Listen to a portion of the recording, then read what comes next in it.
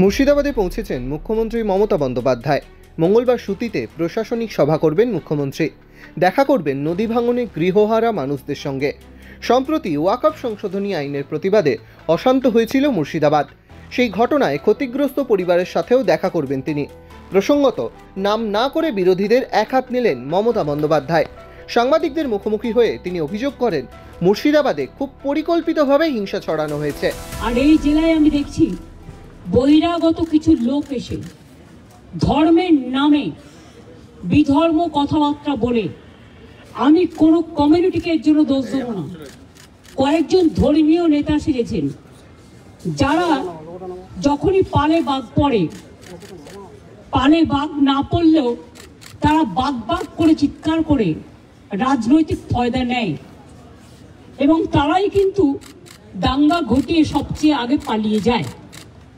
এই শত্রুদের গৃহশত্রু, মানে যারা জেলার শত্রু, বাংলার শত্রু, আমি কাউকে শত্রু বলে মনে করি না, সবাই আমার মিত্র, কিন্তু দাঙ্গা যারা লাগায় তাদের আমি মিত্র বলে মনে করি না। পরিষ্কার কথা হচ্ছে, মুর্শিদাবাদ জেলার একটা ইতিহাস আছে, সংস্কৃতি আছে। একসময় মুর্শিদাবাদ জেলা, আপনারা জানেন, বাংলার রাজধানী ছিল। মুর্শিদাবাদ জেলাকে কেন্দ্র করে এবং যে দুটো পার্টে মাত্র দুটো ওয়ার্ডে গন্ডগোল হয়েছে, সেটাও কারা করিয়েছেন, প্ল্যান করে, কি করে করিয়েছেন, কিভাবে করিয়েছেন, আমি এই কটা দিন ধরে অনেক ক্রস চেক করেছি, রেকর্ডও করেছি। মুর্শিদাবাদে পৌঁছেই জেলার বিধায়ক ও সাংসদদের নিয়ে বৈঠক করেন মুখ্যমন্ত্রী মমতা বন্দ্যোপাধ্যায়। সূত্রের খবর, জেলার সামগ্রিক পরিস্থিতি নিয়ে আলোচনা করেন তিনি। পাশাপাশি ভবিষ্যতে জেলায় যাতে এমন অপ্রীতিকর ঘটনা না ঘটে তাও প্রশাসনের কর্তাদের নজর রাখতে নির্দেশ দেন তিনি।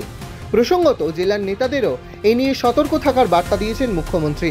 বছর ঘুরতেই বিধানসভা নির্বাচন, তার আগে মুর্শিদাবাদের নানা ঘটনা দলকে অস্বস্তিতে ফেলেছে। আগামীকাল সুতিতে প্রশাসনিক সভা থেকে কি বার্তা দেবেন মমতা বন্দ্যোপাধ্যায়, তার দিকেই তাকিয়ে রাজ্য। ডাউনলোড করুন এই সময় অ্যাপ, iOS ও অ্যান্ড্রয়েডের জন্য।